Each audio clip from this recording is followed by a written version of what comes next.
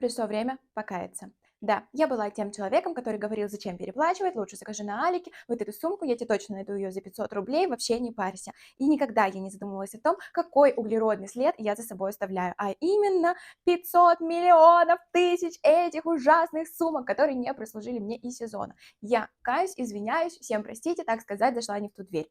Но хочу реабилитироваться и сказать, что я нашла очень классный и качественный бренд сумок, и уже даже заказала вот такой вот стильный клевый шопер. Что хочу сказать, он не стоит как крыло самолета, потому что в чем, а в экономии я все равно не переобуюсь. Но при этом он сделан из качественных материалов, эко-кожи, которая прослужит очень долго, при этом она не царапается, не портится, не промокает. Короче, по ней вообще не скажешь, что ты с ней когда-то выходила на улицу. Во-вторых, она очень объемная, в ней очень много карманов, есть карманы на замочках, поэтому ничего там не потеряется. Ну и в-третьих, она просто стильная и красивая. Мне очень нравится, как она вписывается в мой гардероб. В общем, я точно переобуваюсь и иду за качественными сумками. А вы?